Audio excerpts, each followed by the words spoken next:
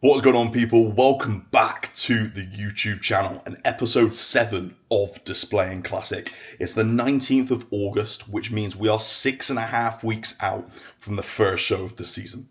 So we're entering crunch time now, and Dan dropped the hammer yesterday. Some huge changes to continue digging for that stage condition. We had last week pulling back, so my body is feeling mentally and physically fresh.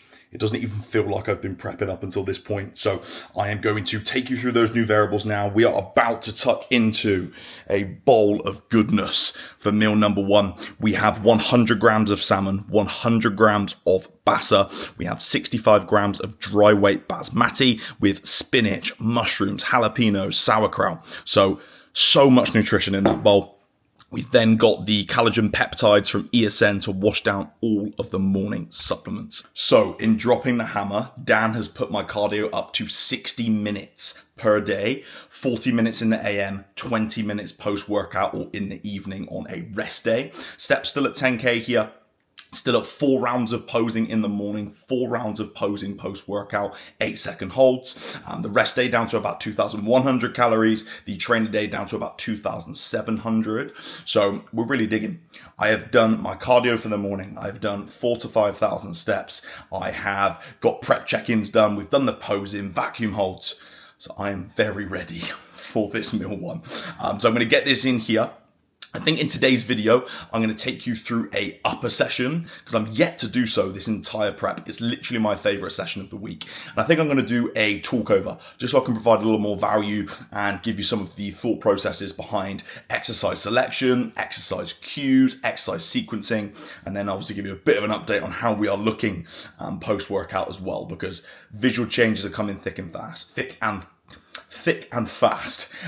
We aren't really seeing big scale weight movements still. I'm still sitting at 100 kilos, but we're getting leaner. So growing into prep, bro, as some people say. So exciting stuff. I will catch up with you guys after this first meal has been eaten because I am Hank Marvin. So I am just finishing up the next batch of check-ins.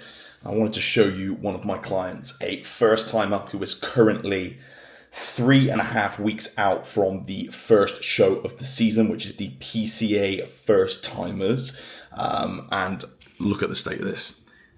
Absolutely insane. I don't know if the camera is going to do it justice on my dirty phone screen. The check-ins today have been so exciting. All of the guys making some substantial progress. A few of the prep boys as well checking in.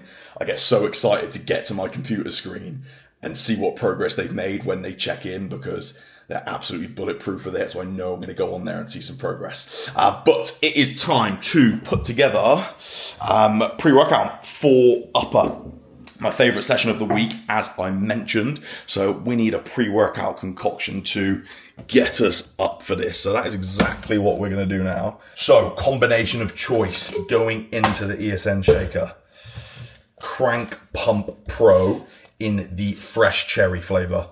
I love anything cherry, as you can see by me cherry Volvic, and this flavor just absolutely hits. I'm a huge fan of the pump product, especially in a prep setting. I think in peak off season, it'll have its place, but definitely doesn't hold as much value. But I think in a deficit, when you have less stored glycogen and your ability to get a pump diminishes, I think implementing a pump formula is so beneficial. Internal stimulus isn't everything, but it can massively help with motor unit recruitment. It can help with connecting with a muscle group during an exercise. Also helps with posing as well. So I'm a huge fan of a pump formula in a prep setting. It makes training more enjoyable. And they've also got a load of endurance ingredients in there as well. It isn't simply a matter of getting a pump. So having this in there is definitely going to have some performance benefits as well. So we are going to go for a Bolo 20 gram. That was so stupid of me, speaking into the scoop. But we're going to go for a big 20 gram serving of that.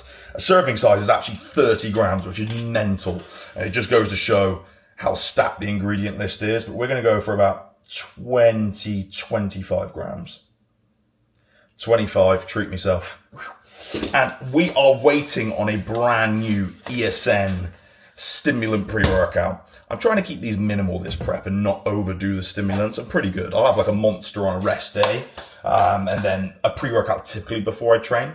But I'm waiting for the new ESN Stim Pre to come out, which is coming out in the next, hopefully, month or two. But for now, I've got Dr. Dean Supplement Needs Pre-Stim Pro. It's just a stimulant-only formula just to go with that Crank Pump Pro.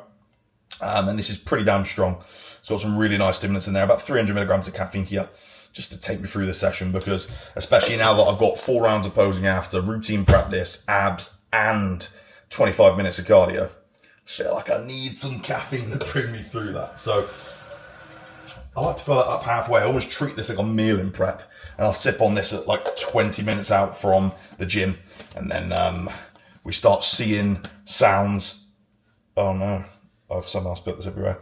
We start seeing sounds and hearing colours by the time we get there, which is exactly what we want. So that is the pre-workout ready to go. We've got the Intra pre-made with 30 grams of highly browned cyclodextrin, 10 grams of creatine, and 20 grams of elite aminos, all from ESN, code anesthetics, as always. And I just want to take this moment as well, talking of ESN, just to thank everybody for the support on my code since I've joined. I had a bit of imposter syndrome anyway, and I was worried I wasn't going to get any code juices, but I've been blown away by the amount of people using my code and supporting me. It goes such a long way, I can't even explain. But it is now time for the pre-workout meal. I don't even need to show you what I've got, because I'm sure you all know. We have got cream of rice with white chocolate pistachio whey. Athlete mode is on. We're about to watch a YouTube video for the pre-workout meal viewing, and it is going to be Samson Dowder and Quint Beastwood train push 8 weeks out from the Olympia, which is super exciting, and no better viewing to get my head in the game for today's upper session. It is actually 25% off all protein right now as you are watching this video if you use the code Anesthetic. So we're going to get my head in again. We're going to watch this, and then the next clip should be me training upper. We're going to do a voiceover, as I mentioned previously, so I will catch you then. So people, we are in to train upper, my favorite session of the week. And we're starting the session off with a brief mobility and priming circuit. Most importantly, to reduce the risk of injury going into the session. So we have full confidence going into every exercise that there is no tightness present, so I can get the most out of every single set that I perform. It's also going to allow us access to a better range of motion as well, and just prime all of the musculature ready for the session. So we're going through a few different exercises here. I'll typically do 2 to 3 rounds. You're seeing a external rotation drill here given to me by my posing coach, because my ability to get into some of the back shots has definitely diminished as I've put on a bit more muscle. So just doing these drills is going to help me pose better and help me train better as well. So this also gives me a chance to get my head in the game. The pre-workout is kicking in at this point, so 2 to 3 rounds of this, and then we are ready to go, much looser, much more primed for the first exercise, which is the prime extreme row. Now, if any of you struggle on this exercise with your feet sliding, I come up with a genius hack. Put in the U-bar underneath so you have something to brace your feet against. It creates even more external stability and allows you to keep your torso angle the same. Now, my SD card ran out on the top set, so you're just going to see the back off here after this first feeder set. Some of the things that I'm thinking about during this exercise is allowing a slight flare of the elbow to allow for better alignment with the scap and allow for more range of motion at the upper back as well. I'm ensuring I do not travel in the same direction of the weight. I'm not leaning forwards, I'm not lifting right up, because that is going to reduce the amount of range you're taking your upper back through. I'm really initiating the concentric with my scap, not my hands. So many people will pull tight with their hands when I'm initiating the movement with my scap first. In regards to the resistance profile, because we have the ability to control that here, I'm overloading the length and range, stretch mediated hypertrophy, and making sure that I match the strength profile of the back with the resistance profile of the machine. If you get the loading correct, the last rep should almost look like you're being spotted. Next up, we have the single arm pull down. We are stacking this thing with 20 kilos on top. This movement gets frowned upon by a lot of people.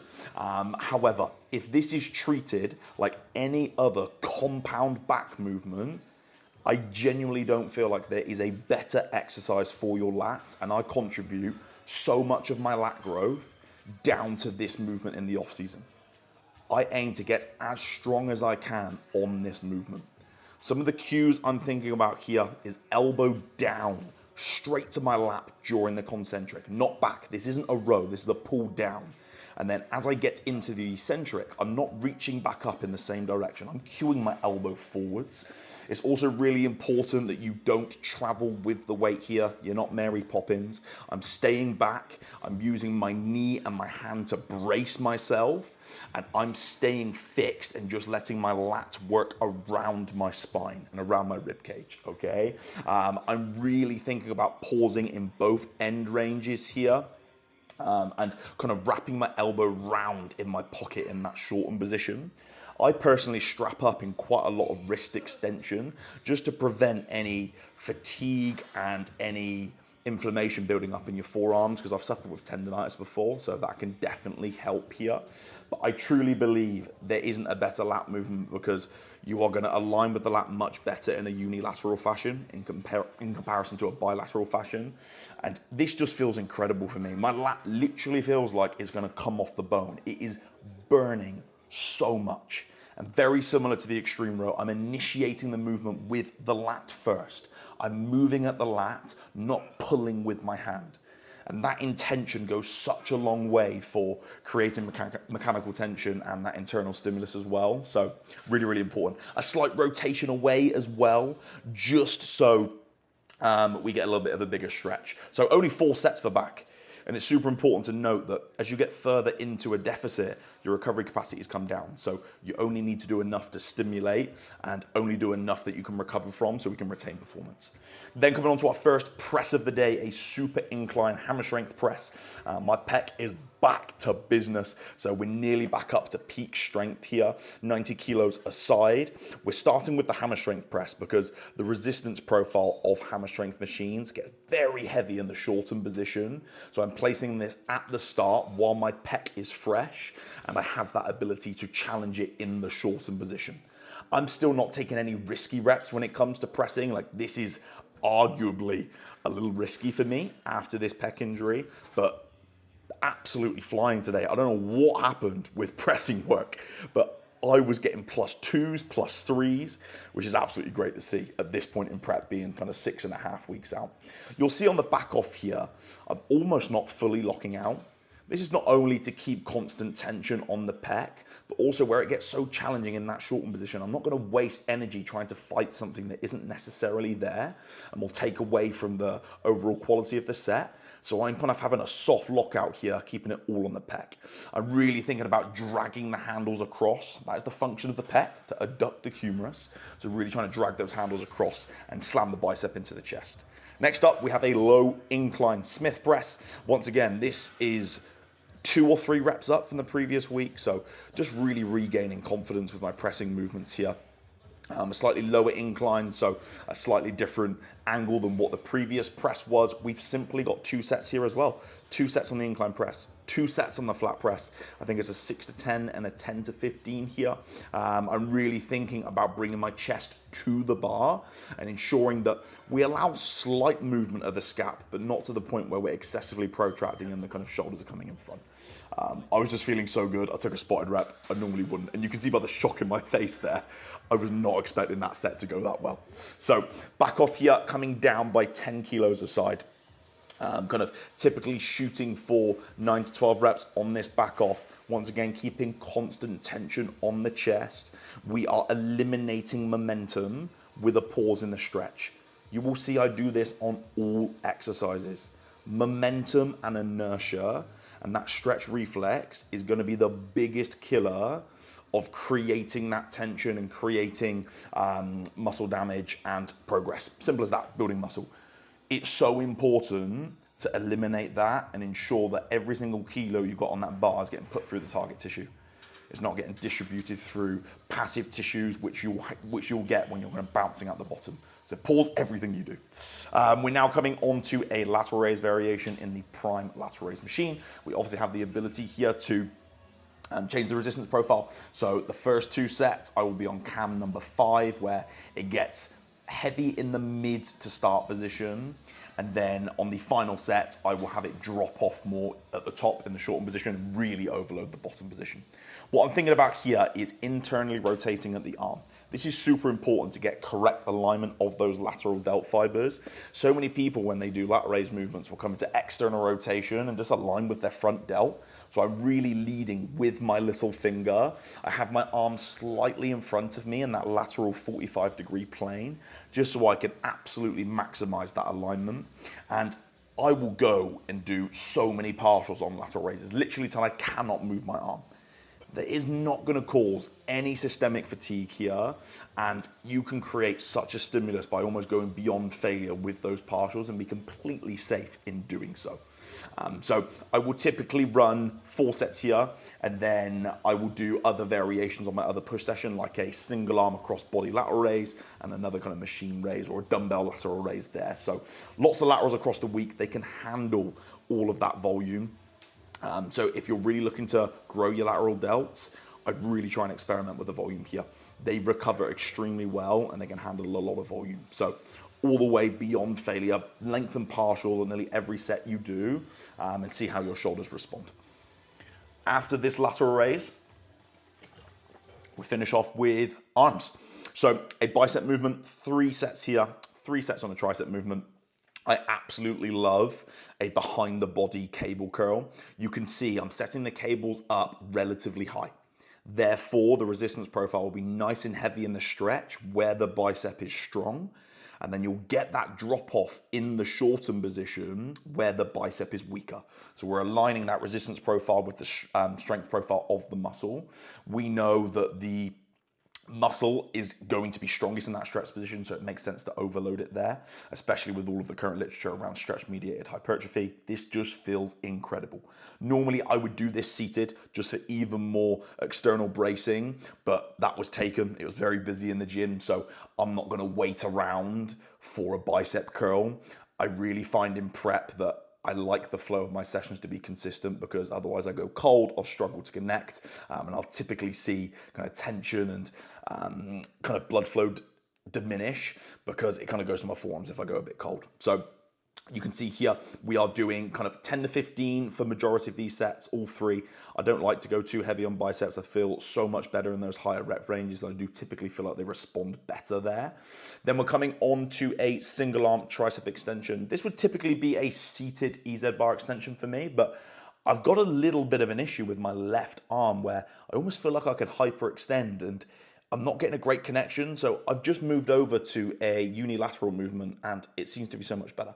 So this is once again just using a bit of auto-regulation here, just because of that sensation I was feeling in my forearm. And then I can ensure that I'm getting an adequate and even stimulus on both arms rather than one taking over, which I felt like with the bilateral movement. This is really nice because once again, we've got loads of external bracing here with the knee pad and the hand braced against the apparatus there. And I'm really thinking about driving my hand down and back behind me. And another really good cue, this comes with all tricep movements. I want you to think about trying to get your wrist back to your elbow. You're not allowing your elbow to move, but that cue of just trying to shorten the forearm up will just create so much tension during that eccentric. You can then use that to obviously contract out in the concentric. Feels absolutely incredible here. This is just simply arms to finish up the session. So it's a relatively simple session here. 4 sets for back, 4 sets for pressing work, a lateral raise, and arms to finish. It's a really nice setup for an upper session. And then I will go and have a push session later in the week and also a pull session as well. Now, this is post-workout up in the posing room. I'm yet to figure out the DJI settings in this posing room. It really washes me out and I can't quite get the lighting right. But we are actually sitting at 98.3 kilos here.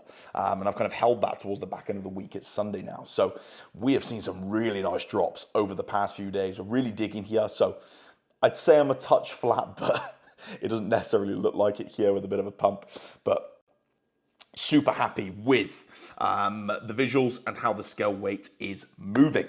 So I hope I delivered some value for you there, guys, running you through that upper session. Let me know if this is something you would like to see for some of the other sessions. Probably do another mic'd up session again soon. But we are now sitting exactly today at 6 weeks out from the first show of the season. So we have pulled back on cardio over the past few days just because I could feel a little bit of inflammation building up around the knees. We've seen some really nice successive drops, like I said, down to the bottom end of the 98s. So we're just pulling back here. We have a high day tomorrow, our standard Monday high day for legs, which I'm going to film a full day of eating for. So that will be next up. And we will continue documenting this process as we go. So as always, guys, I appreciate all of the support on this series. It's getting real, it's getting close. So I'm super motivated to continue pumping out the content for you guys. So let me know, as always, what you would like to see as we approach that first peak week of the season. What do you want to know? What type of content do you want to see? And I will make sure to get that done for you. So if you're not subscribed, please hit that subscribe button. We're hunting down 1,000 subscribers. I'd love to hit that before the first show of the season. That would be amazing. The engagement so far has been incredible, and I'm getting almost 1,000 views per video. So that means some of you ain't subscribed. Make sure you are. Notification bells turned on. Comment down below what you'd like to see next, and I will see you in episode 8 of Displaying Classic.